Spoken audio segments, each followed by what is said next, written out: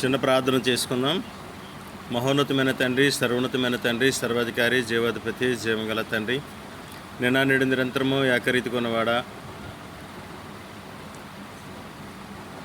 అబ్రాహం ఎలీహం వారు, ఇస్సాక్ ఎలీహం వారు, యాకోబులు ఎలీహం వారు తమ పరిశుద్ధమైన నామను బట్టి తమ స్తోత్రం చెల్లిస్తున్నాము తండ్రి. ఈ యొక్క సాయంకాలంలో తండ్రి నాన్న అవును నెల మొదటి దినమును మేము ప్రవేశించి మీకు ఇష్టముగా తండ్రి నేను మీరు ఇచ్చినట్టుగా తండ్రి ఈ యొక్క ఆజ్ఞ ప్రకారంగా మేమందరం కూడి ఉండగా మీ కృపా కాపుదల మా అందరికీ దయచేయమని అడుగుచున్నాం తండ్రి. ఇప్పుడు వచ్చిన ప్రతి ఒక్క బిడ్డను మీరు దర్శించి నడిపించమని అడుగుచున్నాం తండ్రి. మీ వెలుగులో నడిపించమని, మీకు ఇష్టలుగా నడిపించమని, మీ కృపాస్తు మాకు తోడుగుంచమని, మీరు మహిమ ఘనత ప్రభావం పొందమని, సమస్త మహిమ ఘనత మనకు అర్పిస్తూ యెషువా వారి నామమును అడిగి వేడుకొనిచున్నాము పరమ తండ్రి, ఆమేన్. అందరికీ షలోమ్ అండి. దినాన రోష్ కోదేశ్ 5వ నెలలో మనం ప్రవేశించాము. ఈ 5వ నెల చాలా ప్రాముఖ్యమైనది. మనందరికీ తెలుసు, చాలా సంవత్సరాల నుంచి మనము ఈ యొక్క నెల గురించి మనం ధ్యానిస్తూనే ఉన్నాం. మరి ఈ నెలలో అనేకమైన విషయాల గురించి మనం ధ్యానించడం కూడా జరిగింది. ఈ నెల ఒక విధంగా మరి పరమ తండ్రికి దగ్గరగా మనల్ని ఉంచడానికి ఈ నెల మనకి ఎంతో ఉపయోగపడుతుంది. సో ఎలోహిం యొక్క ఆజ్ఞను ఆచరించడానికి బయలుదేరిన మనము ఆయన యొక్క మాటకు ఆయనకి ఇష్టలుగా మనం ఉండడానికి మనం బయలుదేరి వెళ్ళగలిగినప్పుడు ఆయన యొక్క ఆలోచన మనం నెరవేర్చిన వారుగా ఉంటాం. ఏం చేయాలి ఈ నెలలో మనము అంటే, అషేం వారు మన నుంచి ఏం కోరుకుంటారు అంటే, ఈ నెలలో ఇశ్రాయేలు ప్రజలు మన అన్నలు కోల్పోయిన దేవాలయాన్ని తిరిగి నిర్మించబడాలని కోరుకుంటారు. సో అది నిర్మించబడటానికి మనమే ఏమి చేయగలుగుతున్నాం? ఈ యొక్క తిష్బా గురించి ఈ యొక్క అవమాసంలో చాలా ప్రాముఖ్యమైన సంఘటనలు జరిగినాయి అని మనకు తెలుసు. మొదటిగా ఈ నెల 10వ తారీఖున మొదటి దేవాలయము, రెండవ దేవాలయము మరి కూల్చివేయబడిందని మనం విన్నాం. దాని గురించే మనం ఎక్కువ చెప్పుకుంటాం. కానీ ఇదే నెలలో మరొక దినం కూడా చాలా శ్రేష్టమైన దినం ఉన్నది. మరి మీలో ఎంతమందికి తెలుసో తెలియదు, కానీ ఈ యొక్క నెలలో దీనికంటే శ్రేష్టమైన మరొక దినం ఉన్నదన్నమాట అండి. మొదటి నెల ఈ యొక్క 5వ నెలలో 10వ దినమున తిష్బావు అంటే ఇశ్రాయేలులందరికీ కూడా ఒక విధంగా చెప్పాలి అంటే విచారకరమైన దినం అండి. 2 ఉపవాస దినాలు ఉంటే ఇశ్రాయేలు ప్రజలకు 2 ఉపవాస దినాలు ఉన్నాయి. మొదటిది యోమ్ కిపూర్, అది ఉపవాస దినమే, కానీ అది ఎప్పటికీ కూడా బాధాకరమైన దినము కాదండి. అది ఇశ్రాయేలుకు సంతోషమునిచ్చే దినముగా యోమ్ కిపూర్ని గురించి మాట్లాడుతూ ఉంటారు. ఎందుచేతనంటే వారి పాపాలు తొలగించుకునే దినం అది. వారు అషేముతో దగ్గరగా సహవాసం చేసే దినం అది. వారు అషేముకి ఇష్టలుగా మార్చబడే దినం అది. కాబట్టి ఆ దినాన్ని సీరియస్గా ఉంటారు. కానీ వాళ్ళు తండ్రికి దగ్గరగా ఉంచబడడం కోసం ఏదైతే చేయాలో దానిని జరిగించుకుంటూ ఆ సంతోషాన్ని పొందుకోవడానికి ఇష్టపడతారు. 2వ ఉపవాస దినము ఈ నెలలో వచ్చే ఆ యొక్క 10వ తారీఖు వచ్చింది. 10వ తారీఖు 10ని తిషబ్ అని పిలుస్తారు. ఈ తిష్బా అంటే 10వ దినము అని అర్థం. అంటే ఈ యొక్క నెలలో 10వ దినము అని చెప్పవచ్చు అన్నమాట. అయితే ఈ తిష్బావుకి మరొక దినము ఉన్నదన్నమాట అండి. 10వ తారీఖున తిష్బా వస్తే అక్కడి నుంచి మన క్యాలెండర్లో మీరు చూసారో లేదో, అక్కడి నుంచి 5 దినాల తర్వాత టూబా అనే ఒక దినం వస్తుంది అన్నమాట. టూబా అంటే ప్రేమించుకునే దినం అన్నమాట. నేను మీతో పంచుకోవాలనుకున్న యొక్క మాటలు కూడా ప్రేమించుకునే మాటల గురించే మీతో మాట్లాడడానికి నేను మీ దగ్గరికి వచ్చాను అనమాట. పరమ తండ్రి స్తోత్రం. హల్లెలూయా, హల్లెలూయా. ఒక విధంగా చెప్పాలి అంటే ఈ దినాన్ని ఏమంటారంటే ఇస్రాయేలీల వ్యాలంటైన్స్ డే అని పిలుస్తారన్నమాట. ప్రపంచంలో మరి ఉన్న వాళ్ళందరూ కూడా అదేదో ఫిబ్రవరి నెలలో 13వ తారీఖున 14వ తారీఖున ఎప్పుడో వ్యాలంటైన్స్ డే అని చెప్పి ఒకరినొకరు ప్రేమించుకోవడం కోసం బయలుదేరుతారన్నమాట. సో అటువంటి యొక్క దినమే టూబా ఆవు అన్నమాట. ఇది ప్రేమించుకునే దినం అన్నమాట అండి. అయితే ఈ టూబా ఆవు అనేది తిష్బా ఆవు కన్నా బైబిల్లో ఎంతో లోతుగా రాయబడిన ఎంతో లోతుగా రాయబడిన యొక్క పండుగ అండి ఇది. నిజానికి చెప్పాలంటే ఈ పండుగ గురించి ఆది నుంచి అంటే ఆదాము కాలము నుంచి మొదలుకొని మరి నేటి కాలము వరకు కూడా ఆచరింపదగిన పండుగగా ఈ టూబా ఆవు గురించి రాయబడింది అన్నమాట. అయితే అందుకని దీన్ని ఏమంటారంటే ఇది రబ్బీనికల్. టూబా ఆవు అనేది రబ్బీనికల్ పండుగ కాదు కానీ బిబ్లికల్ పండుగ అని పిలుస్తారన్నమాట. తిష్బా ఆవు అనేది రబ్బీనికల్ పండుగగానే రబ్బీనికల్ యొక్క దినముగానే దీనిని వాళ్ళు పాటిస్తారన్నమాట. అయితే మిష్నాలో తానిత్ అనే యొక్క గ్రంథంలో 4:6లో ఈ యొక్క ఎందుకు ఈ యొక్క దినాల గురించి ఈ విధంగా తెలియచెప్పబడింది అనే దాని గురించి కొన్ని విషయాలు రాయబడ్డాయన్నమాట. నిజానికి తిష్బా అవ్ అనే ఈ నెలలో వచ్చే ఒక అతి శ్రేష్టమైన దినము ఏదైతే ఉన్నదో దాని గురించి మొదటగా ఎప్పుడు దీని గురించి మెన్షన్ చేయబడింది అని అడిగితే 2 దేవాలయాలు కూలిపోకముందే ఇశ్రాయేలు ప్రజలు వాళ్ళు ఐగుప్తులోంచి బయలుదేరి అరణ్యము గుండా ప్రయాణం చేస్తున్నప్పుడు 12 మంది వేగులు వారు ఆ దేశాన్ని చూడడానికి వెళ్ళి తిరిగి వచ్చి మోషే గారితోటి చెడ్డ సమాచారము అందించిన దినమే ఈ యొక్క తిష్బా ఆవు అని చెప్తారన్నమాట అండి. ఈ తిష్బా ఆవు అంటే ఈ నెలలో వచ్చే 10వ తారీఖు అన్నమాట. సో ఆ దినాన ఏం జరిగింది అని అడిగితే వాళ్ళు 10 మంది వచ్చి చెడ్డ సమాచారాన్ని తెలియజేసినప్పుడు అదే సమయంలో 2 వచ్చి మంచి సమాచారాన్ని తెలియజేశారు. అయితే ఆ రోజున ఏం జరిగింది అంటే ఆ రోజు రాత్రి అటండి ఇశ్రాయేలు స్త్రీలు అతి భయంకరంగా ఏడ్చారటండి. వాళ్ళు ఏడ్చినందుకటండి హషేం వారు ఒక మాట అన్నారట. ఏమనంటే మిష్నాలో తానిత్ 4:6లో ఏం చెప్పబడిందంటే వై ఆర్ యూ క్రయింగ్, ఎందుకు ఏడుస్తున్నారు మీరు, అకారణంగానే మీరు ఏడుస్తున్నారు. సో అయితే తరువాత దినాలలో మీరు ఇదే దినమున ప్రతి సంవత్సరం ఏడవడానికి మీకు కారణాన్ని మీకు ఏర్పాటు చేస్తాను అన్నాడట. ఎంత లోతుగా ఉన్నదో చూడండి అన్నమాట.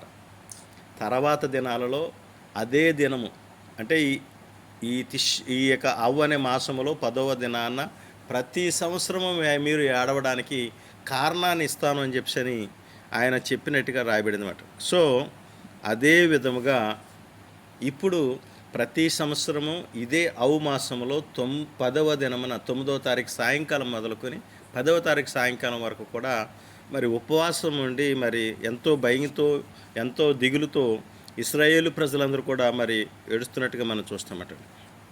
అయితే ఈ యొక్క తిష్బా అనే దినము ఏర్పాటు చేయడానికి ముందుగా ఒక సంఘటన జరిగిందన్నమాట. ఏమిటి అని అడిగితే బేతావ్ అనే పట్టణం ఒకటి ఉండేది. అది యెషూవా మెస్సీ వారి యొక్క ఇంచుమించు కాలంలో మాట అండి. ఈ పట్టణాన్ని అది యెరూషలేములో దగ్గరగా ఉండేది మాట అండి. అయితే ఈ పట్టణం ఏమైంది అని అడిగితే ఈ రోమియుల చేత అతి భయంకరంగా అది నాశనం చేయబడింది మాట అండి.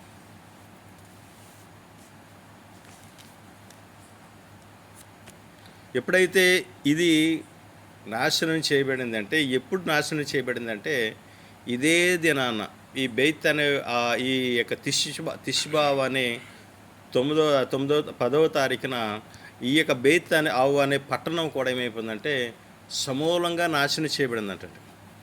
సో తానిత్ 29 చెప్పబడింది ఏమిటి అని అడిగితే, అది నాశనం చేయబడిన కాడ నుంచి వాళ్ళందరూ కూడా చాలా భయంతో కూడా ఈ తిష్బావ్ అనే దినాన్ని చాలా భయంతో దీన్ని ఆచరిస్తూ మొదలుపెట్టారటండి. ఎందుకు అనంటే మరి ఇక వెళ్ళిన వాళ్ళు ఎవరైతే వేగుల వారు వెళ్ళారో ఆ యొక్క చూడడానికి వెళ్ళి వచ్చిన తర్వాత ఆ రాత్రి కాలమందు ఆ యొక్క స్త్రీలు ఏడ్చిన దాన్ని బట్టి you crying for no reason, మీరందరూ కూడా ఏం చేస్తున్నారంటే ఆ యొక్క కారణం లేకుండా మీరు ఏడుస్తున్నారు కాబట్టి మరి తర్వాత చరిత్రలో ఆ కారణాన్ని మీకు నేను చూపిస్తానని చెప్పిన దాన్ని బట్టి కూడా వాళ్ళు నిజానికి ఏడుస్తూనే ఉన్నారట. నిజానికి ఒక విచిత్రమైన విషయం ఏమిటి అంటే, ఎందుకు రెండు దేవాలయాలు కూల్చివేయబడినాయి అంటే అందరికీ తెలిసిన ఒకే విషయం ఏమిటండి? షేనాత్ కేనాం అంటారు. ముందు ద్వేషం అనే మాట మాట్లాడండి. ఇబ్రూలో చెప్పబడిన మాటే చెప్తారు. ఏమనంటే షేనాత్ కేనాం అనే మాటనే చెప్తారన్నమాట. సో ఏమిటి అని అడిగితే షేనాత్ కేనాం అంటే ద్వేషం అన్నమాట అండి. ఆ యొక్క ద్వేషము మరి ఆ దేవాలయాలు ఉన్న కాలంలో వాళ్ళు ఏమయ్యారు అని అంటే చాలా ద్వేషంతో నింపబడ్డారు. ఎందుకు ద్వేషంతో నింపబడ్డారు అని అడిగితే కారణం ఏమిటంటే వాళ్ళందరూ కూడా ఏంటంటే చిన్న చిన్న గ్రూపులుగా ఎక్కువగా ఏర్పడారటండి. ఇశ్రాయేలు చిన్న చిన్న గ్రూపులుగా ఏర్పడి వాళ్ళు యొక్క గ్రూపిజం అనే దాన్ని వాళ్ళు స్టార్ట్ చేశారన్నమాట. రెండవది ఏమిటి అని అడిగితే వాళ్ళందరికీ కూడా ద్వేషం వచ్చింది. అదేవిధంగా వాళ్ళందరూ కూడా ఎవరికి వాళ్ళే అధికారులుగా వాళ్ళు ఏమయ్యారంటే వాళ్ళు ఊహించుకోవడం ప్రారంభించారు. మూడవదిగా ఏమిటి అని అడిగితే వారి మధ్యన ఏమైంది అని అంటే ఈ యొక్క ద్వేషంతో పాటు మరి ఒక విధమైన దురాలోచనలు కూడా వాళ్ళ మధ్యకి వచ్చినాయన్నమాట. అందువల్ల ఏమి జరిగిందంటే రెండు దేవాలయాలు కూల్చివేయబడే ముందు ఒకరినొకరు కొట్టుకుని చచ్చిపోయేవారు అనమాట. చనిపోవడము కూడా చాలా ఎక్కువగా జరిగేది అనమాట. అందుకనే ఒక పాము ఒక వ్యక్తిని కరిస్తే అతను చనిపోయే అవకాశం ఉన్నప్పుడు అతను తీసుకువెళ్ళి ఏం చేస్తామంటే హాస్పిటల్లో మనం జాయిన్ చేస్తాం. డాక్టర్ గారు ఏం చేస్తారా విషానికి విరిగిడిస్తారన్నమాట. సో విషానికి విరిగిస్తే అతను బ్రతుకుతాడు, ఆ విషానికి విరిగిడకపోతే చనిపోతారన్నమాట. అదేవిధంగా ఇశ్రాయేలు ప్రజలు విషము లాంటి ద్వేషముతో నింపబడి ఒకరికొకరు మరి అసహించుకునే విధానానికి వెళ్ళిపోయినప్పుడు దానికి యాంటీడోట్ ఏమిటి అని వాళ్ళు ఆలోచించినప్పుడు ఒకటే అని వాళ్ళకి తెలిసిందన్నమాట. ఏమిటి ఇదనంటే హద్దులు లేని ప్రేమను పంచటమే తప్ప మరొకటి ఏది రాదు అనే విషయాన్ని వాళ్ళు గ్రహించారన్నమాట. అదే టూబా అంటే నిజానికి ఈ టూబా అనేది ఏమిటి అనంటే చాలా సంతోషకరమైన యొక్క పురాతన కాలమైన ఇశ్రాయేలు పండుగ మాట్లాడింది. యోమ్ కిప్పూర్లో ఏ విధంగా సంతోషంగా ఉంటామో అదేవిధంగా ఈ యొక్క టూబాలో కూడా చాలా సంతోషముగా ఆచరించేది మాట్లాడేది. ఇంకా చెప్తే ఈ యొక్క టూబావు గురించి తానిత్ 4:8 కూడా ఒక విషయాన్ని చెప్పారన్నమాట. ఏమిటి అంటే ఇశ్రాయేలీలటండి ఈ పండగ రోజున ఏం చేస్తారు అంటే వాళ్ళందరూ కలిసి ఆ యొక్క యవ్వన యొక్క బిడ్డలు అమ్మాయిలు గర్ల్స్ ఏం చేస్తారంటే ఇతరుల దగ్గర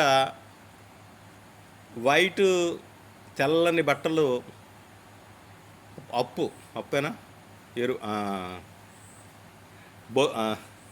ఏమనాలి బారో అంటే దాన్ని ఏమనాలి అరుగు అంటే అడిగి తెచ్చుకుని ఇతరుల దగ్గర వాళ్ళ సొంత బట్టలు వేసుకోకూడదు, అది కండిషన్ అన్నమాట. ఇతరుల దగ్గర ఎరువు అంటే అది ఏదో మళ్ళీ మందులు అనుకుంటారు, బదులు తెచ్చుకుని వాళ్ళ దగ్గర తెచ్చుకుని ఆ వైట్ బట్టలు వేసుకుని ద్రాక్ష తోటలకు వెళ్ళి ద్రాక్ష తోటలో డాన్స్ వేస్తూ ఉంటారు అన్నమాట. ఆ డాన్స్ వేస్తున్నప్పుడు ఏం జరుగుతుంది అని అడిగితే ఎంత గొప్పలైనా సరే, ఎంత ఉన్నతమైన బాగా డబ్బున్న అమ్మాయినా సరే ఆవిడ సొంత బట్టలు వేసుకోకూడదు.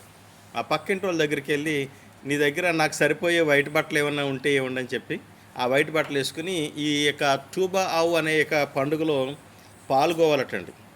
పాల్గొన్న వరకు ఉండి వాళ్ళందరూ ఆ యొక్క ద్రాక్షావనంలో ఉండి డాన్సులు వేస్తున్నప్పుడు యవ్వనస్తులైన మగవాళ్ళు ఏం చేస్తారంటే వాళ్ళని చూసి ఆ దినాన్న టూబా అవ్ అనే 15వ తారీఖున, ఈ అవమాసం 15వ తారీఖున ఏం చేస్తారంటే అమ్మాయిల్ని చూసి ఎవరికైతే మనసుకు నచ్చిందో ఆ అమ్మాయిని తీసుకుని ఆ అమ్మాయిని ఎత్తుకుని తీసుకెళ్ళిపోతారనమాట. తీసుకుపోతారు. ఎత్తుకుని అంటే అర్థం ఏంటంటే అదే, ఇంకా దాని అర్థం అదే. అంటే వాళ్ళు అక్కడ డ్యాన్స్ చేస్తే అమ్మాయిలు ఉద్దేశం కూడా ఏమిటి అని అంటే, నన్ను ఎవరైతే ఇష్టపడతారో నేను ఆ వ్యక్తితో వెళ్ళిపోతామనే ఉద్దేశంతో అక్కడ డ్యాన్స్ వేస్తారు అనమాట. అదేవిధంగా అక్కడికి వెళ్ళిన అబ్బాయి కూడా ఏం చేస్తాడంటే తనకు నచ్చిన అమ్మాయి ఎవరైతే ఉంటుందో ఆ అమ్మాయిని తీసుకుని అతను వెళ్ళిపోవాలని నక్కి చూస్తూ ఉంటారు అనమాట. ఇది చూసినప్పుడు ఏమవుతుంది అంటే ఆ అమ్మాయిని తీసుకుని ఆ అబ్బాయి ఏం చేస్తాడంటే ఎత్తుకునంటే కిడ్నాప్ లాంటిది అన్నమాట. ఒక విధంగా కిడ్నాప్ లాంటిదే. ఆ అమ్మాయి ఇష్టపడిన ఏమనుకున్నా కానీ సరే ఎత్తుకుంటాడు, తీసుకుని వెళ్ళిపోతాడు. ఇంకా ఆ అమ్మాయిని ఏం చేస్తాడంటే తన భార్యగా చేసుకుని వాళ్ళు అక్కడి నుంచి ఏమవుతారంటే వాళ్ళు భార్య భర్తలుగా మార్చబడతారు అనమాట. ఇది అంటే ఈ టూబా అవ్ అనేది ఒక విధంగా చెప్పాలంటే ఒక మ్యారేజెస్ వివాహము జరిగే సమయం లాంటిదిగా కూడా మనం చూడొచ్చు అన్నమాట. సో ఈ విధంగా జరిగే ఇది ఎప్పుడు నన్ను అడిగితే అదే సమయంలో ఇది జరుగుతూ ఉంటుంది అన్నమాట. అందుకనే ఒక మాట ఏమిటని అడిగితే అలా వెళ్ళినప్పుడు అటండి అమ్మాయిలు చూస్తూ ఉంటారు కదా, అబ్బాయిలు చూస్తున్నప్పుడు అంటండి అమ్మాయిలు ఒక మాట చెప్తారట. ఏం చూస్తున్నారు మీరు అని అడుగుతారట. ఏం చూస్తున్నారు మీరు అని అడిగినప్పుడు వాళ్ళు ఎలా చూస్తూ ఉంటే ఒక మాట చెప్తారట. మాలో అందాన్ని చూడకండి. మన సొలోమోన్ రాజు గారు ఓ మాట చెప్పారు కదా, గుర్తుందా? అందము మోసకరము, సౌందర్యం వ్యర్థము అని రాయబడింది కదా. మీరు చూడవలసింది ఏంటంటే నేను ఎక్కడ నుంచి వచ్చాను, where I was come from, నేను ఎక్కడి నుంచి వచ్చాను, నా యొక్క బ్యాక్గ్రౌండ్ చూడండి, నా యొక్క ఫ్యామిలీని చూడండి, నా యొక్క కుటుంబాన్ని చూడండి, నా కుటుంబంలో నేను పెరిగిన దానిని చూసి ఆ అందాన్ని, అంటే అందము అనే మాటకి ఇక్కడ నాకు చాలా బాగా నచ్చిన మాట, నాకు హార్ట్ టచ్ అయిన మాట ఏమిటంటే చాలామంది ఏమవుతాము అని అంటే అందం చూసిన వెంటనే నచ్చిన వెంటనే ఏం చేస్తామంటే అక్కడే పడిపోతామన్నమాట. అంటే చేసుకోవాలనుకున్నా కానీ ఈ వ్యక్తినే చేసుకోవాలని చెప్పి మైండ్లో అదొక బ్లైండ్గా గుడ్డిగా ఫిక్స్ అయిపోయి ఆ యొక్క ఫిక్స్ అయిపోయిన దానికోసం ఏం చేస్తామంటే దరిద్రంగా మనం పరిగెడుతూ ఉంటామన్నమాట. కానీ ఇక్కడ చెప్పబడిన మాట ఏంటంటే ఆ యంగ్ లేడీస్ వాళ్ళు ఏమంటారంటే ఇంకో మీరు మమ్మల్ని కాదు చూడవలసింది, మేము పెరిగి పెంచబడి మరి ఏ విధంగా పెంచబడ్డామో ఆ యొక్క కుటుంబాన్ని చూడండి, ఆ వ్యవస్థను చూడండి, అప్పుడు మమ్మల్ని ప్రేమించండి. ఎందుకంటే అందం మోసకరము, సౌందర్యం అర్థము అని ఏదైతే చెప్పబడిందో ఈ అందాన్ని చూసి మీరు మోసపోకండి అని చెప్పేసి ఆ సమయంలో ఆ యొక్క స్త్రీలు చెప్తారన్నమాట. ఆ చెప్పిన తర్వాత అందుకని ఎందుకనంటే ఒక మాట ఏంటంటే నిజంగా దేవుని యందు భయభక్తులు కలిగిన స్త్రీ కొనియాడబడును అని రాయబడింది అన్నమాట. సో అటువంటి వ్యక్తి కోసం మీరు చూడండి అని చెప్పి అక్కడ చెప్పబడుతుంది. ఆ విధంగానే వాళ్ళు ఏమవుతారంటే ఆ యొక్క కార్యక్రమం అక్కడ జరుగుతుంది అని చెప్పడం అనమాట. అయితే ఒకటి ఏమిటి అని అడిగితే ఈ యొక్క ద్రాక్ష వనంలోనికి మరి వెళ్ళేది ఎప్పుడు అనే దాని గురించి ఆలోచిస్తే ఎందుకు వాళ్ళు అక్కడికి వెళ్తారు, ఎందుకు వాళ్ళు అక్కడ ఉంటారు, ఆ ద్రాక్షవనంలోనే ఎందుకు ఉంటారు అని అడిగితే మనకు కొన్ని విషయాలు మనకు అర్థమవుతాయి అన్నమాట. ఏమిటి అని అడిగితే పస్కా పండుగ ఉంటుంది. ఆ పస్కా పండుగ ఎప్పుడు జరుగుతుంది అని అంటే ఎప్పుడు జరుగుతుందండి? బార్లీ కోత వచ్చినప్పుడు వస్తుంది అన్నమాట. బార్లీ కోత వచ్చినప్పుడు. అదేవిధంగా షవ్వోతు పండుగ జరుగుతుంది. అప్పుడేమొస్తుంది? గోధుమల కోత వస్తుంది. అదేవిధంగా సుక్కోతు పండుగ వస్తుంది. ఏం కోత వస్తుంది? అనేక ఫలములు కోత కాదు, ఇప్పుడు ఇక్కడ ఏంటంటే ఫలాలు పండుతాయన్నమాట. అన్ని రకాల ఫలాలు పండితే అవన్నీ గ్యాదర్ చేయబడుతుంది. అదేగా తూబా అనే ఈ పండగ కట్టండి ఈ యొక్క ద్రాక్ష చెట్లు బాగా ఫలించి ఉంటాయంటండి. సో ఈ ద్రాక్ష యొక్క చెట్లు బాగా ఫలించడాన్ని చూసినప్పుడు ఈ వాళ్ళు ఏమవుతారు అంటే వాళ్ళు ఒక తమ యొక్క ప్రేమను వ్యక్తం చేయడానికి దీన్ని తీసుకుంటారు అని చెప్పబడింది అనమాట. ఇంకొక ఇంకా ఇంకా క్లియర్గా చెప్పాలంటే మరి ఎందుకు ఈ ప్రేమని వ్యక్తపరుస్తారు అని అడిగితే ఇది యొక్క వివాహానికి సూచనగా ఉండడమే కాకోకుండా మరి ఇంకొకటి ఉండదన్నమాట. ఇదేమిటి అని అడిగితే బయటికి ఈ స్టోరీ మీకు చెప్పినప్పుడు మీలో కొంతమందికి కొంచెం జలసి రావచ్చు అన్నమాట. ఏమిటి, అమ్మాయి వెళ్ళి గొంతులు వేయడం ఏంటి, అబ్బాయి వెళ్ళి ఆమెను ఎత్తుకుపోవడం ఏమిటి, ఏంటిది అనిపిస్తూ ఉంటుంది అన్నమాట. ఎందుకంటే రొమాంటిక్గా కనబడుతుంటుంది. రియల్గా అయితే ఇది ఏమీ రొమాంటిక్ కాదండి. ఎందుకు నన్ను అడిగితే రొమాంటిక్ అయితే అది వేరుగా ఉంటుందన్నమాట. ఇది రొమాంటిక్ ఎందుకు కాదు అని అడిగితే ఆ యొక్క స్త్రీలు ఏం చేస్తారు అని అడిగితే అమ్మాయిలు ఏం చేస్తారంటే పక్కింటికి వెళ్తారట. పక్కింటికి వెళ్ళి ఏం చేస్తారా, పక్కింట్లో ఉన్న గౌను అడుగుతారన్నమాట. వాళ్ళు గౌన్ వేసుకోరు. ఎవరు తీసుకుంటారు? పక్కింటి వాళ్ళు గౌన్ ఎలాగుంటుంది? నీ గౌన్ అయితే అందంగా ఉంటుంది, పక్కింటి వాళ్ళ గౌన్ ఎలాగుంటుంది?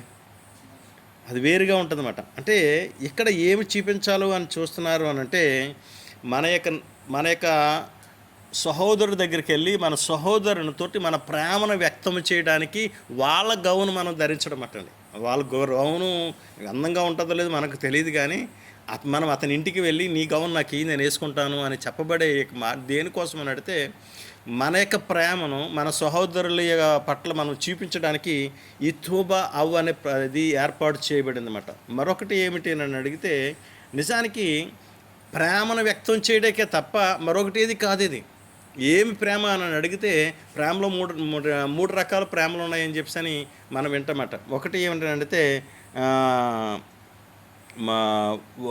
మూడు రకాల ప్రేమలో నిజానికి ఈ మూడు రకాల ప్రేమల గురించి గ్రీకులో బాగా ఎక్కువ చెప్తారన్నమాట.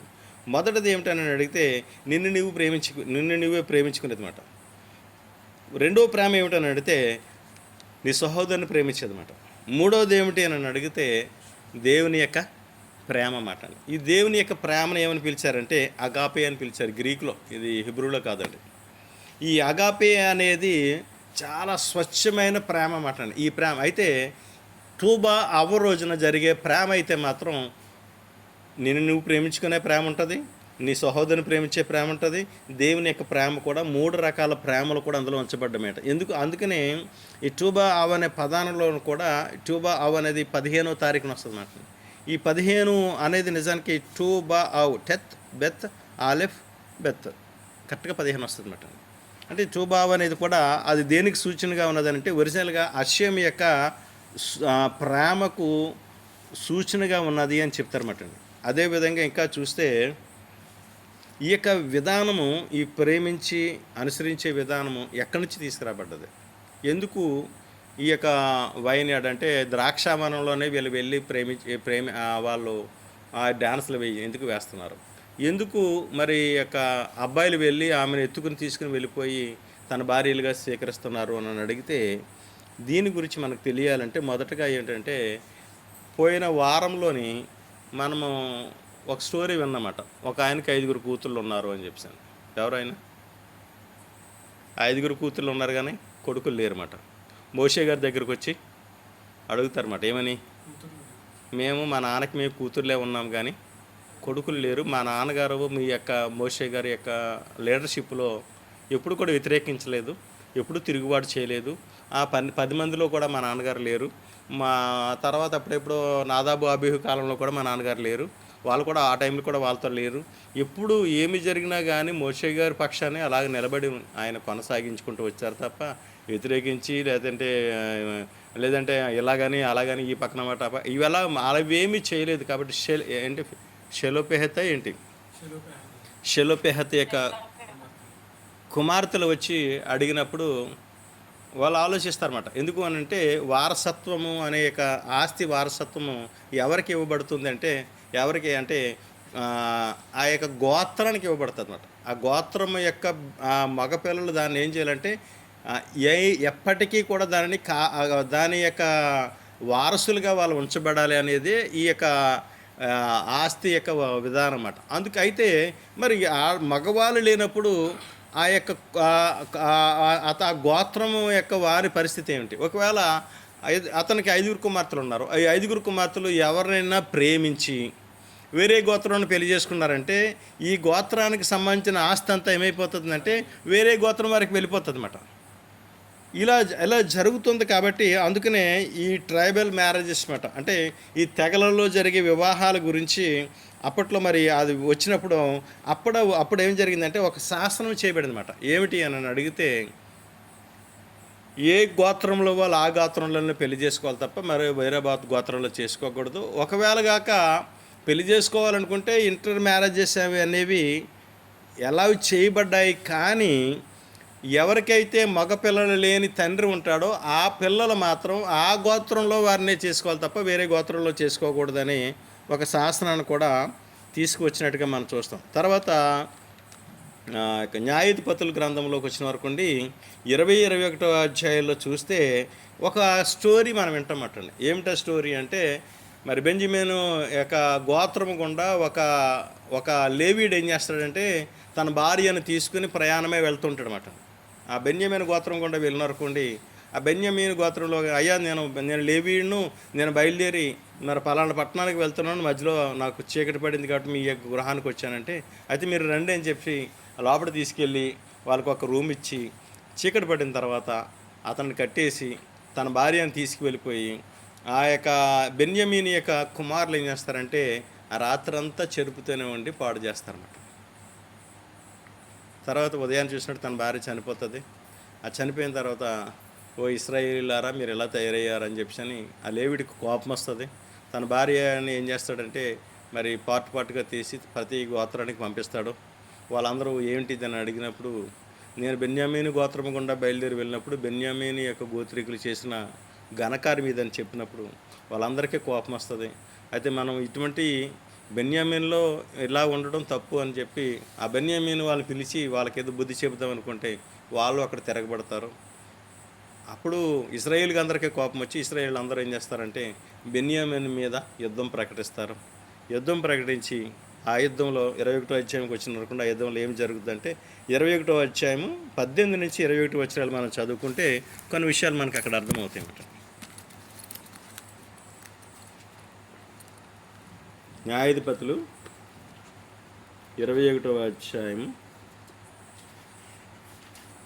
18 నుంచి 21 వచనాలు నేను చదువుతున్నాను చూడండి. ఇశ్రాయేలులో ఎవడైనను తన కుమార్తెను బెన్యామీనీకి ఇచ్చిన ఎడల వాడు నిర్మూలము చేయబడనని ప్రమాణము చేసి ఉన్నాము గనుక మన కుమార్తెలను వారికి పెండ్లి చేయకూడదని చెప్పుకుని చిండు. అంటే ఇవ్వచ్చా పిల్లల్ని వాళ్ళ పిల్లల్ని వీళ్ళకి ఇవ్వచ్చా? వీళ్ళకు ఇవ్వకూడదు. పైగా ఇంకొక విషయం ఏంటంటే ఇశ్రాయేలులో ఈ బెన్యామీను గోత్రంలో కుమార్తెలు లేకుండా చేశారు. వీళ్ళు బెన్యామీను గోత్రంలో కుమార్తెలు లేకుండా చేశారు, చంపేశారు. వేల మందిని చంపుకుంటూ వెళ్ళిపోయారు అన్నమాట. మీరు 20-21 అధ్యాయాలు చదివితే మీకు అర్థమవుతుంది. చనిపోయిన తర్వాత మళ్ళీ ఇశ్రాయేలీయులు అందరూ కూర్చుని ఏడుస్తారు అన్నమాట. ఎందుకు ఏడుస్తారు అని అడిగితే అయ్యో మా తమ్ముడు బెన్యామీను ఒంటరి వాడైపోయానే అని ఏడుస్తారు వాళ్ళందరూ. ఏడ్చిన తర్వాత ఏం జరుగుతుంది అని అంటే 18వ వచనం చదివిన 19వ వచనం కాగా వారు బెన్యామీనులతో ఇట్లనేది, ఇదిగో బేతేలుకు ఉత్తర దిక్కున బేతేలు నుండి షెకెమునకు పోవు రాజమార్గమునకు తూర్పునున్న లెబనోనుకు దక్షిణ దిక్కునున్న ఎలుహిం యొక్క పండుగ ఏటేటా షిలోహులో జరిగినని చెప్పి బెన్యామీనీలను చూచి మీరు వెళ్ళి ద్రాక్ష తోటలలో మాటు నుండి షిలోహు స్త్రీలు నాట్యమాడి వారితో కలిసి నాట్యమాడుటకు బయలుదేరగా ద్రాక్ష తోటలలో నుండి బయలుదేరి వచ్చి పెండ్లి చేసుకున్నట్టుకు ప్రతివాడును షిలోహు స్త్రీలలో ఒక దానిని పట్టుకుని బెన్యామీను దేశమునకు పారిపోవుడి. ఎవరు చెప్తున్నారు వీళ్ళంటే? ఇశ్రాయేలీలే చెప్తున్నారు. ఎందుకు చెప్తున్నారంటే వీళ్ళు ఆల్రెడీ ఓ ప్రమాణం చేశారు, మా పిల్లల్ని మాత్రం మీకు ఇవ్వమని చెప్పారన్నమాట. వీళ్ళు వాళ్ళ పిల్లని వాళ్ళకి ఎవరు, కానీ వీళ్ళ పిల్లని తీసేసుకోవచ్చు. ఇది లాజిక్ అన్నమాట. రెండో లాజిక్ ఏమిటి అని అడిగితే ఇక్కడ చెప్పబడింది అన్నమాట. ఏంటంటే లెబనోనుకు దక్షిణ దిక్కునున్న ఎలోహింకు పండుగ ఏటేటా షిలోహులో జరిగినానని. షిలోహులో పండుగ ఎందుకు జరుగుతుంది అంటే కారణం ఏంటంటే ఇశ్రాయేలు ప్రజలు బయలుదేరి వాగ్దాన దేశంలోనికి వచ్చేసిన తర్వాత ఆ వాగ్దాన దేశంలోనిది వారి దగ్గర ఉన్న మందసం ఏదైతే ఉన్నదో, ఎలోహిం యొక్క మందసం ఏదైతే ఉన్నదో షిలోహులోనే ఉంచబడింది.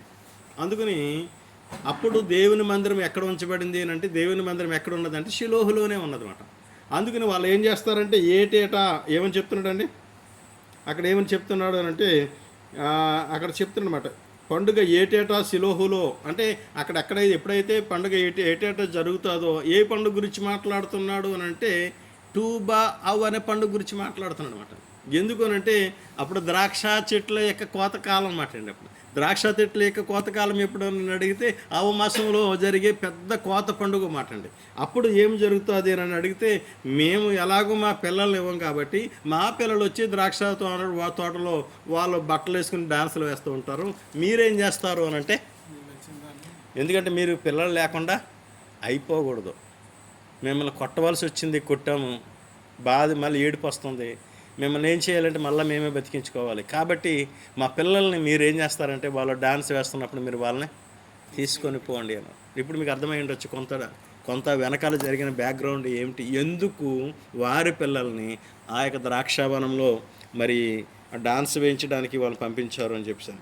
షిలోహులోనే ఎందుకు జరిగింది అని అడిగితే, షిలోహు ఏమైనదంటే మరి ఆ కాలంలో అది ఎలోహిం ఏర్పరచబడిన మరి యొక్క ప్రదేశముగా అక్కడ ఉంచబడినదిగా చూస్తామట. అదేవిధంగా చూస్తే ఆ యొక్క ఈ వైన్యార్డ్ మరి ఈ యొక్క ద్రాక్షావనంలోనికి వీళ్ళు వెళ్తున్నప్పుడు, వాళ్ళు అక్కడ డ్యాన్స్ వేస్తున్నప్పుడు మరి వీళ్ళని ఎవరో ఒకరిని పట్టుకుని వెళ్ళిపోవాలన్నమాట. అది బలవంతంగా పట్టుకుని తీసుకువెళ్ళేది ఒక విధంగా చెప్పాలంటే. ఎందుకు అని అడిగితే మా యొక్క పిల్లల్ని మీకు ఇవ్వకూడదు అని చెప్పబడింది. అంటే ఈ పండగ ఎప్పుడు ఏర్పాటు చేయబడింది అంటే క్లియర్గా మనం బైబిల్లో చూస్తామన్నమాట. ఎప్పుడు ఏర్పాటు చేయబడింది అని అంటే ఎప్పుడో ఏర్పాటు చేయబడిందండి ఈ పండుగ. తూబా అవ్ అనేది మాట. ఎప్పుడు జరుగుతుంది అని అడిగితే అవు మాసంలో జరిగే యొక్క పండుగ మాట. అయితే ఇంకొక విషయం ఏంటంటే, అంతేకాదండి, ఎప్పుడో ఇక్కడ నుంచి 3500 సంవత్సరాల క్రితమే ఈ పండుగ ఏర్పాటు చేయబడింది అనమాట. అంటే బెన్యామీనులతో గొడవ జరిగినప్పుడు అని కాదు, కానీ నిజానికి ఈ పండగ పేరు ఏం పేరంటే మీ ఆమి యామిమా, మీ ఆమి యమీమా అని పిలుస్తారన్నమాట. అంటే తోబా అవ్ అంటే మన యొక్క ప్రేమను వ్యక్తపరిచేది అన్నమాట అండి. అందుకనే ఇంకా క్లియర్గా చెప్పాలి అంటే సృష్టి పుట్టకముందే, సృష్టి సృజింపబడక ముందే ఈ పండుగను పరమ తండ్రి గారు ఏర్పాటు చేశారట. ఇది కూడా నాకు కూడా ఆశ్చర్యంగానే అనిపించింది అన్నమాట. ఎందుకు నన్ను అడిగితే సృష్టి పుట్టకముందే ఈ పండుగను ఏర్పాటు చేయవలసిన అవసరం ఏముంది ఆయనకి అని అనిపించింది అన్నమాట.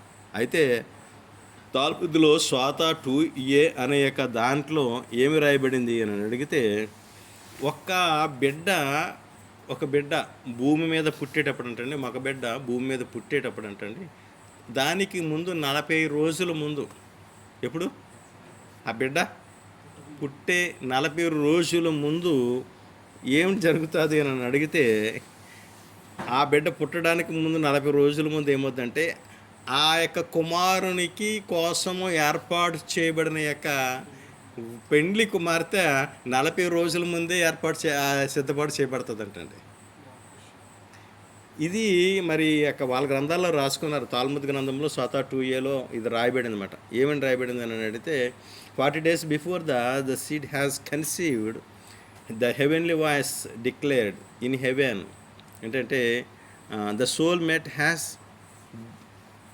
సోల్మేట్ అంటే ఆ యొక్క తన కోసం ఏర్పాటు చేయబడిన యొక్క భార్య ఏమవుతుందంటే అప్పుడే ఆ యొక్క 40 రోజుల ముందే ఆమెను కూడా ఏం చేస్తారంటే పరమ తండ్రి గారు ముందుగానే సిద్ధపాటు చేస్తారు అని రాయబడింది అన్నమాట. అందుకని ఏం చేస్తున్నాడు దేవుడు తండ్రి పైనుండి ఏం చేస్తున్నాడు అని అంటే, యూదులు చాలా గొప్పగా చెప్తారన్నమాట. పైనుండి తండ్రి ఏం చేస్తున్నాడు, సృష్టిని సృష్టించాడు, 6 దినాలు సృష్టి అయిపోయింది, 6 దినాలు సృష్టి అయిపోయిన తర్వాత తాను చేసే పని ఏమిటి అని అడిగితే ఏంటంటే ఏం చేస్తాడో తెలుసు అంటే, మన కోసం భార్యను సిద్ధపాటు చేస్తూ ఉంటుంటాడు. ఆయన చేసే పని ఏంటంటే, సృష్టి అయిపోయిన తర్వాత ఆయన ఏం చేస్తున్నాడంటే ప్రతి వ్యక్తికి తన భార్యను గాడ్స్ ఏం చేస్తాడంటే ఆయన పరలోకములో ఉండి ఎవరిని సిద్ధపాటు చేయాలని ఆయన చూస్తూ ఉంటాడటండి. అందుకని వాళ్ళందరినీ ముందుగానే, అంటే మనం ఇక్కడ పుట్టడానికి ముందుగానే మన భార్య అక్కడే సిద్ధపాటు చేయబడి వచ్చిందన్నమాట అండి. చూసి మరి ఇది నాకు భార్య ఏంటి అని అనుకోవద్దు. ఎందుకంటే పరమ తండ్రి గారే ముందే, మా నాన్న కాదు కానీ పరలోకం ఉందని నాన్నే మనకి ఏం చేసినట్టు ముందుగానే భార్యను సిద్ధం చేసి కిందకి పంపించాడనే విషయాన్ని మనం గమనించాలన్నమాట. అందుకనే అరిసేల్ గారు ఈ విషయాన్ని గురించి చాలా లోతుగా మాట్లాడారన్నమాట. ఆ లోతు నేను మీకు చెప్పగలుగుతానో లేదో నాకు తెలియదు, మీరు అర్థం చేసుకుంటారో లేదో నాకు తెలియదు. కానీ ఏమిటి అని అడిగితే ఇద్దరు భార్య సోల్మేట్స్ అంటాం, భార్యాభర్తలు అనకూడదు కానీ సోల్మేట్స్ అని పిలవ, అంటే మన తెలుగు భాషలో చెప్పాలంటే సోల్మేట్స్ అంటే భార్యాభర్తలే మన దృష్టిలోని. సో ఇద్దరు భార్యాభర్తలు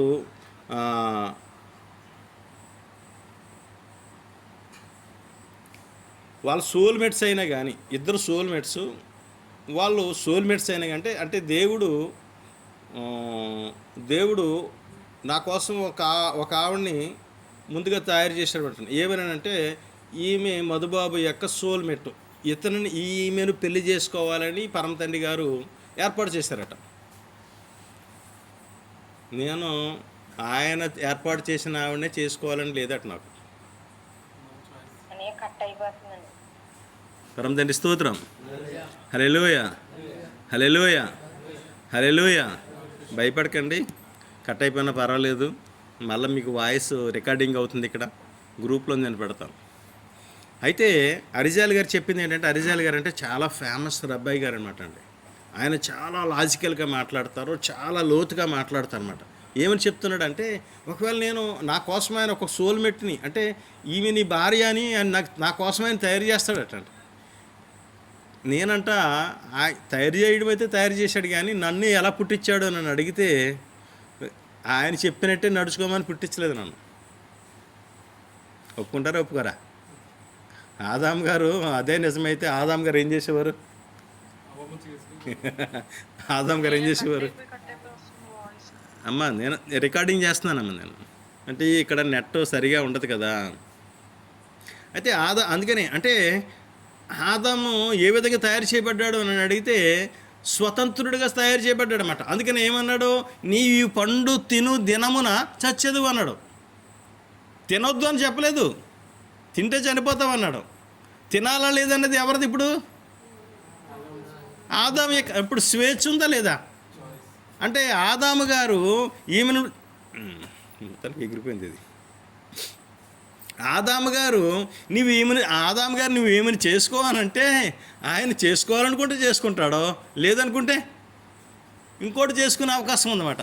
అందుకని అశ్యం గారు ఏం చేశారు అంటే, ఆయన పని చేశారటండి. ఏం చేశారు అని అడిగితే, ఒకవేళ గాక ఇతను గాక ఈమెను చేసుకోకపోతే I will made another soulmate, ఇంకో సోల్మేట్ని కూడా తయారు చేద్దాం. ఎందుకంటే ఒకవేళ ఈమెను కాక చేసుకోకపోతే ఈమెను చేసుకునేలాగా మరొక చాయిస్లో, మరొక మార్గంలో కూడా ఈవెంట్ తయారు చేస్తామని. అలాగూ ఆయన సుమారుగా 5 చేస్తాడట, 5 చేసి ఉంచుతాడటండి.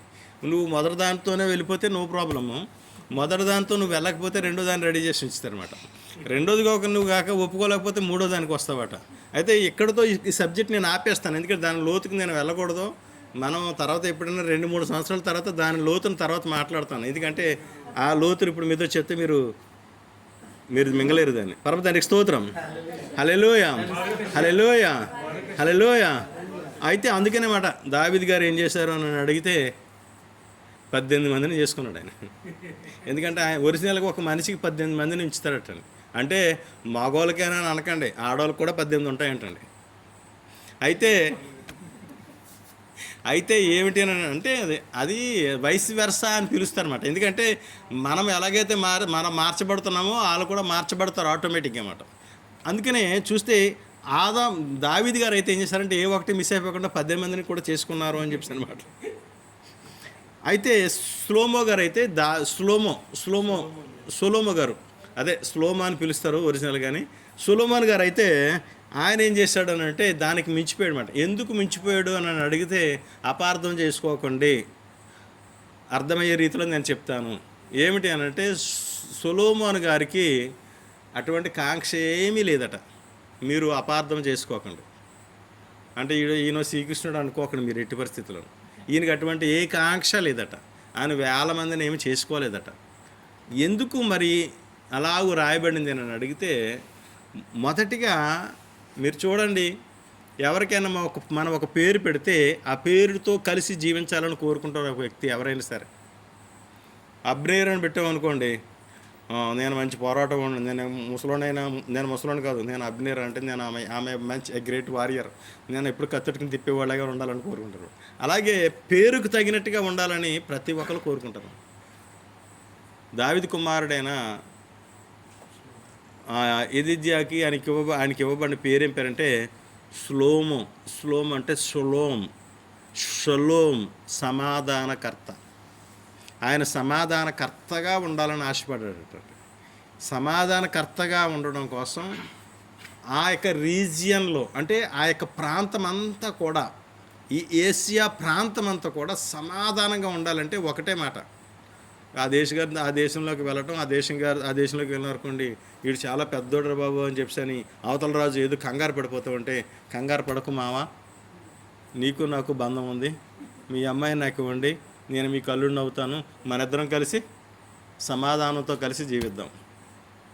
ఇటువంటి సమాధానాన్ని ఎస్టాబ్లిష్ చేయడానికి సొలొమోను గారు ఏం చేశారంటే అనేక మంది భార్యలను వివాహం చేసుకున్నా కానీ ఆయన మొదటగా ఏం చేశారంటే కన్వర్షన్ చేసిన తర్వాతే ప్రతి స్త్రీని కూడా వివాహం కూడా దేనికోసం అంటే ఆయన ఉన్నంత కాలము కూడా మరి యొక్క సమాధానం అనేది చాలా గొప్పగా 40 సంవత్సరాల పాటు సమాధానంతో వర్ధిల్లినట్టుగా మనకి గ్రంథాలు చాలా స్పష్టంగా తెలియజేస్తున్నాయన్నమాట. పరమ తండ్రి స్తోత్రం. హల్లెలూయా, హల్లెలూయా, హల్లెలూయా, హల్లెలూయా, హల్లెలూయా, హల్లెలూయా.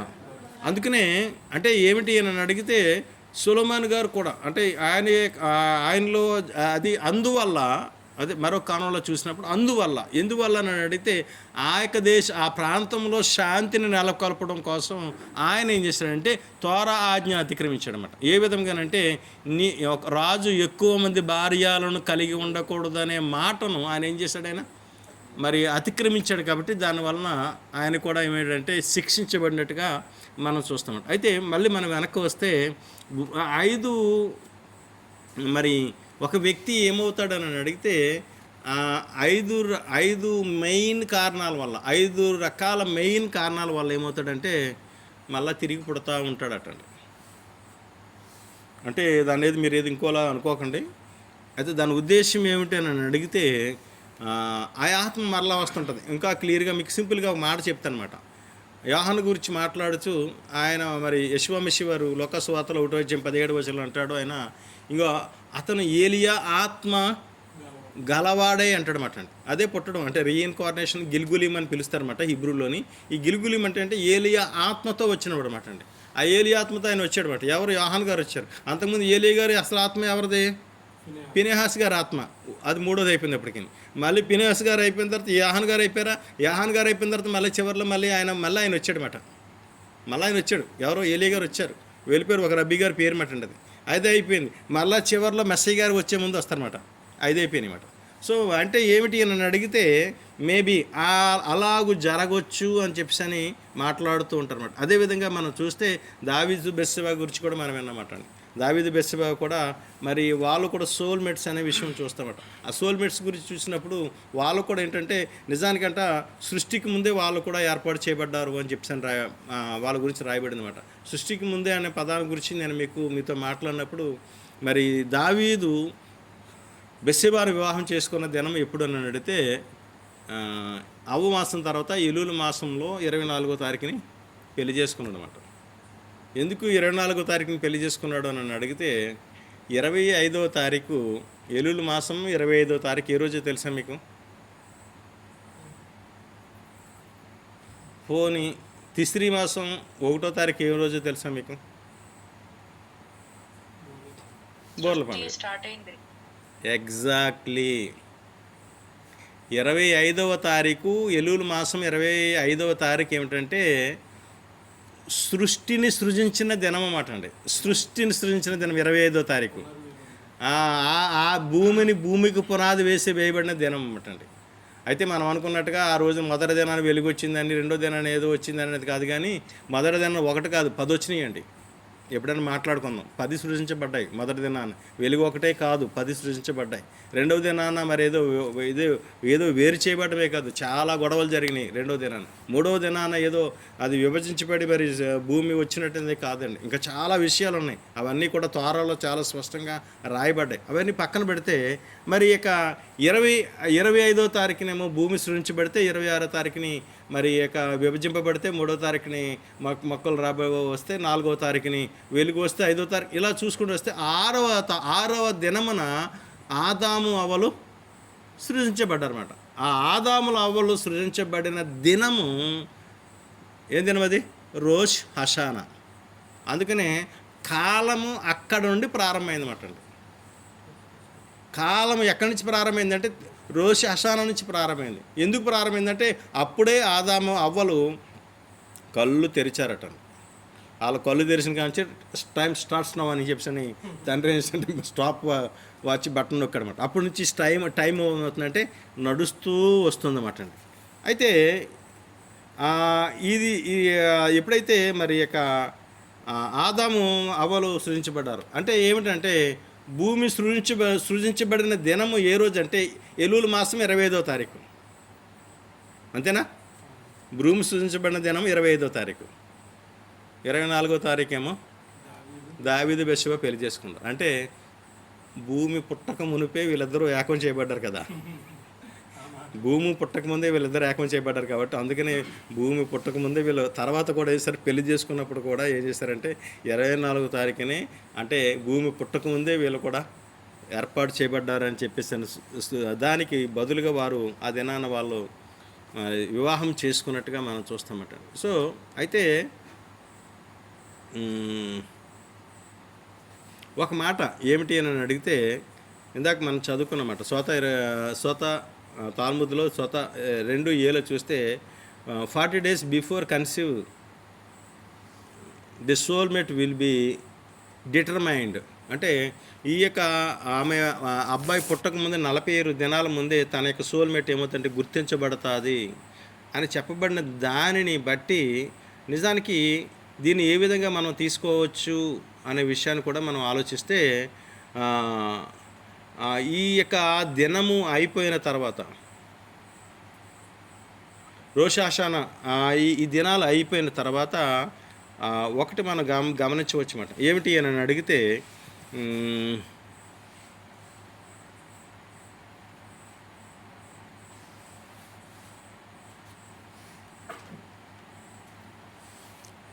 ఇరవై ఐదవ తారీఖు ఎలులు మాసము ఏమిటి? మళ్ళీ అదే ప్రశ్న అడుగుతున్నాను నేను. 25వ తారీఖు ఎలులు మాసంలో ఏం జరిగింది? భూమి సృజించబడింది. ఇక్కడ ఒక మాట ఉన్నది, మనం ఇందాక నేను చదివానమాట. ప్రతి యొక్క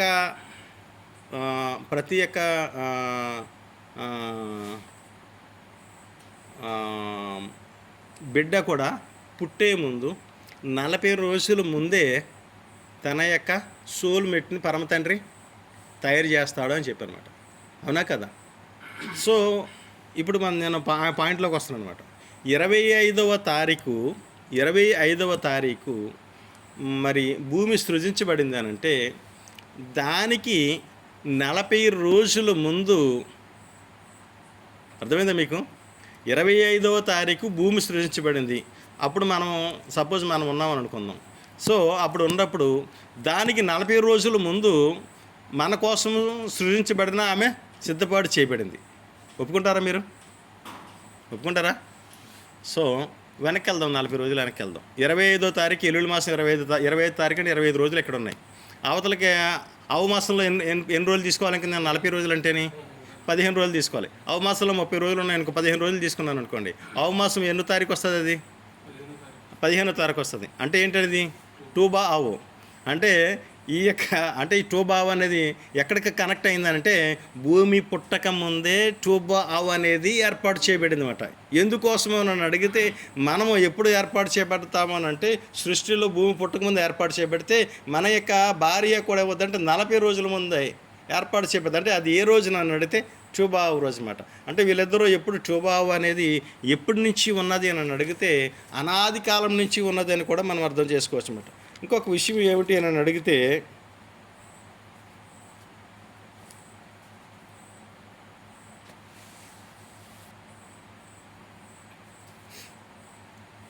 ఇక తానీత్ తాల్ముద్దులో తానీత్ 30bలో ఏం చెప్పబడింది అంటే, అరణ్యంలోని ఇజ్రాయేలు ప్రజలు 40 సంవత్సరాలు ప్రయాణం చేసుకుంటూ వెళ్తున్నారండి. ఈ ప్రయాణం చేసుకుంటూ వెళ్తున్నప్పుడు అటండి ఆ ప్రయాణంలో చివరి మనుషులు అంటే మరణం ఎప్పుడు ఆగిపోయింది అంటే, మరణం అంటే ఇంకా క్లియర్గా చెప్పాలంటే అషయం గారు ఒక మాట చెప్తారన్నమాట. ఇదిగో మీరు నా మాటను తృణీకరించారు కాబట్టి మీరందరూ ఈ అరణ్యంలో రాలిపోయే వరకు కూడా నేను వాగ్దానం చేసినట్టు మిమ్మల్ని తీసుకువెళ్ళనని చెప్తాడు చాలా స్పష్టంగా. అంటే అది నిజంగానే అలాగే జరిగే వరకు కూడా వాళ్ళని తీసుకువెళ్ళలేదన్నమాట. విచిత్రం ఏమిటంటే ఈ యొక్క నెల 15వ తారీఖున మరణం ఆగిపోయిందంటండి. అరణ్యంలో ఉన్న ఇశ్రాయేలు ప్రజలకు మరణం ఆగిపోయిందంటండి. ఎంత గొప్ప విషయం చూడండి. నెలలో మనం బాధాకరమైన విషయాలు చూస్తున్నాం, కానీ మరి నెలలో చాలా గొప్ప ప్రేమ సంబంధించిన విషయాలు కూడా మనకి కనబడతాయి అన్నమాట. మరి ఈ యొక్క తానీతులో చెప్పబడిన 30bలో చెప్పబడింది ఏమిటి అని అడిగితే, మరి నెల 15వ తారీఖున ఏమైందంటే ఆ యొక్క మరణాలు ఆగిపోయినాయి అంటండి. మరణాలు ఆగిపోయినాయి అంట. మరొక విషయం ఏమిటి అని అడిగితే, పరమ తండ్రి గారంటండి చాలా సంవత్సరాల పాటు మోషే గారితో మాట్లాడడం మానేశారటండి.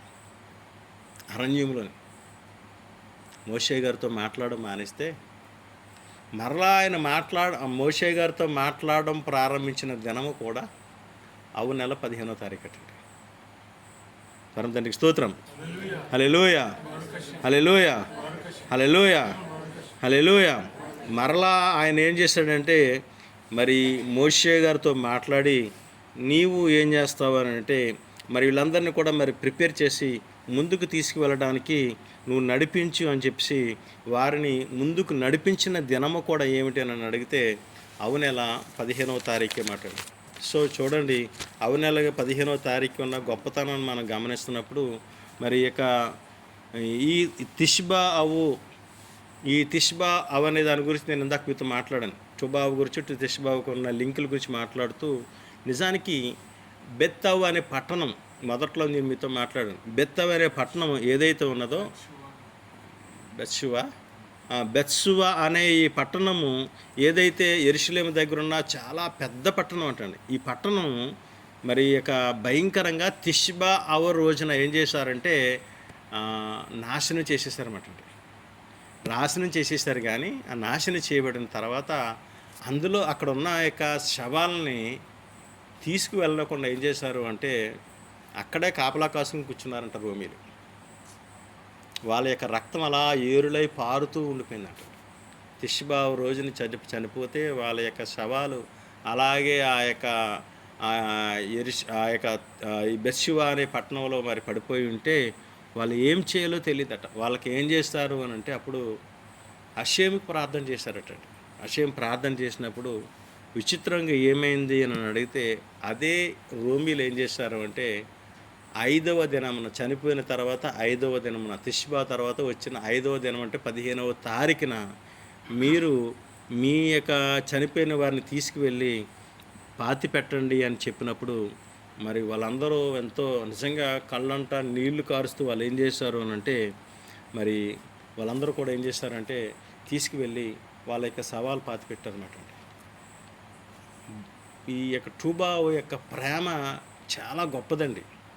అది మనం వర్ణించలేమన్నమాట. ఎందుకు నన్ను అడిగితే, ఎప్పుడైనా నీ సహోదరు దగ్గరికి ఇంటికి వెళ్ళి వాళ్ళ బట్టలు నేను వేసుకుంటాను అని చెప్పి నువ్వు అడిగి ఆ బట్టలను వేసుకుని సంతోషాన్ని వ్యక్తపరిచేది అది ఏమిటంటే సహోదరు మీద చూపించే ప్రేమ అన్నమాట. అందుకనే ఈ యొక్క బెత్షెబా అనే యొక్క పట్టణంలో ఒక ప్రత్యేకమైన కష్టం ఒకటి అన్నమాట. ఏంటి కష్టం అని అడిగితే, మగవాళ్ళు ఎవరైనా ఒక అబ్బాయి పుడితే ఆ ఆ దినాన ఏం చేస్తారంటే ఆ అబ్బాయికి గుర్తుగా ఏం చేస్తారంటే ఈ కేదారు యొక్క మొక్కలను నాటుతారటండి. అమ్మాయి ఎవరన్నా పుట్టారనుకోండి, అమ్మాయి పుట్టినప్పుడు ఏం చేస్తారంటే సిప్రస్ సిప్రస్ అంటే అది ఒక చెట్టు, మంచి చెట్టు మాట ఇస్రాయేల్ దేశంలో. ఈ సిప్రస్ అనే ఒక చెట్టును నాటుతారన్నమాట. అంటే విచిత్రం ఏమిటి అని అడిగితే, ఆ యొక్క బెర్షు అనే పట్టణంలో ఈ రోజుకి కూడా అబ్బాయి అమ్మాయి పెళ్లి చేసుకోవడానికి బయలుదేరి వెళ్తే వాళ్ళు ఏం చేస్తారంటే ఈ కెదారు యొక్క వృక్షం యొక్క చెట్టును నరికి కొమ్మలు తీసుకుని, లేదంటే ఈ సిప్రస్ చెట్టు యొక్క కొమ్మలు తీసుకుని వాళ్ళు ఏం చేస్తారంటే ఆ, ఆ, నా కర్రలు తయారు చేసి ఆ కర్రలతోటి కొమ్మలు తీసుకొచ్చి ఒక చక్కటి హుప్పాను తయారు చేస్తారటండి. ఆ యొక్క చెట్ల కొమ్మలతోనే ఒక చక్కటి హుప్పాను తయారు చేసి ఆ హుప్పా కింద ఏం జరుగుతుందంటే వారి ఇద్దరికి యొక్క వివాహం జరుగుతుంది అన్నమాట. ఎంత సంతోషంగా ఉన్నదో చూడండి. నిజానికి ఏమిటంటే ఇది ఏమిటి నన్ను అడిగితే ప్రేమను వ్యక్తం చేసే యొక్క విధానాన్ని గురించి మాట్లాడుకుంటూ వచ్చానమాట, తుబా అవ్ అనేది. సో అంటే వాళ్ళు ఏ విధంగా ఆ, మరి ఇక ఇంకా క్లియర్గా చూడాలి అని అంటే ఒకరికొకరు జీవించే జీవన విధానం ఏదైతే ఉన్నదో అది తెలియచేయడానికి మాట.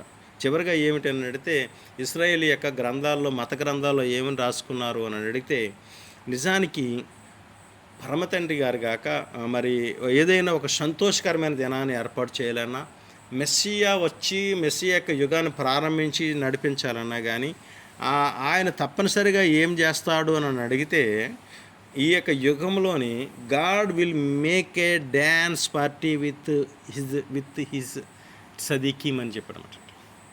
అంటే దేవుడు ఏం చేస్తాడు అంటే తప్పనిసరిగా తన యొక్క నీతిమంతులతో కలిసి సంతోష గానముతోటి మరి ఒక గొప్ప డ్యాన్స్ పార్టీ ఏర్పాటు చేస్తారు. ఎక్కడంటే ఏదేను వనములో ఆయన ఒక డ్యాన్స్ పార్టీ అంటే వాళ్ళందరూ కలిసి సంతోషంతో నృత్యమాడి సంతోషించే విధానాన్ని ఒకటి అషయం వారు తీసుకొస్తారు. గాడ్ హిమ్సెల్ఫ్ ఈ దేర్ ఆన్ ఈ గన్ Eden is presence with them. అంటే ఆయనే తానే స్వయంగా వారితో వచ్చి వారితో కలిసి ఆయన ఆనందిస్తాడు అని చెప్పి యెషయా రాసిన గ్రంథంలో ఒక మాట చెప్తారన్నమాట. ఆయన ఏం చేస్తాడంటే సంతోషంతో ఉత్సాహగానం చేయనని చెప్తారన్నమాట. ఎప్పుడు చేస్తాడంటే మరి మన యొక్క ప్రేమను వ్యక్తం చేసినప్పుడు అన్నమాట. సో ప్రేమ అనేది చాలా ముఖ్యమైనది అన్నమాట. ఎందుకు నన్ను అడిగితే ఇశ్రాయేలు ప్రజలు వారికి అతి ముఖ్యమైన, అతి శ్రేష్టమైన, మరి వారికి అవసరమైన, వారి ప్రాణమైన ఆ యొక్క దైవ సన్నిధిని దేనివల్ల పోగొట్టుకున్నారంటే ప్రేమను లేకపోవటం వల్లనే పోగొట్టుకున్నారన్నమాట. ఈ రోజున మనము కూడా ఆ దైవ సన్నిధి దగ్గరికి వెళ్తున్నామండి. సాతాను చేసే మొదటి కుట్రలో జరిగే కుట్ర ఏమిటి అని అడిగితే, మనలో ప్రేమ లేకుండా చేసి స్వార్థాన్ని నిలిపే యొక్క పనే సాతాను మనలో ఉండి జరిగిస్తాడనమాట అండి. సాతాను ఎక్కడో ఉంటాడని మీరు అనుకోకండి. మీరు అనుకోవచ్చు మాట, ఇది నా తెలివి అని మీరు అనుకోవచ్చు, కానీ అది తెలివి కాదు. అది అశ్యం యొక్క ప్రేమను వ్యక్తపరచడం కోసం మనలో. అందుకనే చూడండి, ప్రేమ మరణమంతా బలమైనది అంటాడనమాట. ఎందుకంటే అక్కడ ప్రేమ గురించి మాట్లాడుతూ తల్లి యొక్క ప్రేమ గురించి మాట్లాడతాడు. పరమగీతాల్లో 5వ మాట్లాడుతూ, ఎందుకంటే నీ తల్లి ఏం చేస్తుందంటే నిన్ను అంతగా ప్రేమిస్తుందని తెలియజేసుకుంటూ చెప్పుకుంటూ వస్తుంటాడు అనమాట. అంటే ఏమిటంటే మనలో ప్రేమగాక చచ్చిపోతే మన భక్తి కూడా వేస్టేనమాట. మనము ప్రేమ కలిగి లేకపోతే మనం ఏదో చేస్తున్నాము తండ్రి కోసం అని అనుకుంటాం. కానీ మరి ఇశ్రాయేలు ప్రజలు ఏం చేస్తారంటే వాళ్ళ ప్రధానమైన తమ కుమార్తెలను బెన్యామీను పిల్లలకి, వాళ్ళకి సంబంధం లేని వేరే గోత్రానికి ఇచ్చి, మీరు బ్రతకండ్రా బాబు, మీరు బ్రతకపోతే అశ్యం మమ్మల్ని బ్రతకనివ్వడం, మేము బ్రతకాలి అంటే మీరు బ్రతికితేనే మేము బ్రతుకుతామని వారి పిల్లల్ని తీసుకొచ్చి వారికి అప్పగించడం. నిజంగా ప్రేమ అంటే మనం ఎక్కడో చూడాలని కోరుకుంటాం. ఎక్కడో టీవీల్లోనో, వార్తల్లోనో, పేజీల్లోనో, లేదంటే ఫేస్బుక్లోనో రాసిన మాటల్లో చూడాలనుకుంటాం. కానీ మనం వ్యక్తం చేసే మాటల్లో, మనం అనుసరించే ఆ యొక్క క్రియల్లో, మనం నడుచుకునే యొక్క బాటలో, మార్గంలో, మనం మనం చదివే మరి యొక్క త్వరలో ఆ ప్రేమను మనం చూడాలని మనం కోరుకోవట్లేదు. ఎక్కువగా ఎవరైతే ఎక్కువగా మన ప్రేమను వ్యక్తం చేయడానికి, ఎవరైతే తన ప్రేమను వ్యక్తం చేయడానికి అశ్యం కొరకు ఒక అడుగు ముందుకు వేసి అశ్యం కార్యాన్ని జరిగించడానికి బయలుదేరతారో వాళ్ళ ప్రేమ స్పష్టంగా కనబడుతుంది అన్నమాట. ఆ ప్రేమను మనం కలిగి ఉండేవారుగా ఉందాం. ఎందుకంటే మొదటిగా దేవాలయం కూల్చబడడానికి గల కారణమే స్వార్థం. మొదటిది స్వార్థం. నేను బాగుంటే చాలును అనుకుని. ఆ స్వార్థాన్ని మనలో నుంచి తీయకపోతే తర్వాత వచ్చేదే ద్వేషం. ఈ స్వార్థము ద్వేషం కలిగిందే హేట్రెడ్నెస్, బేస్లెస్ హేట్రెడ్నెస్.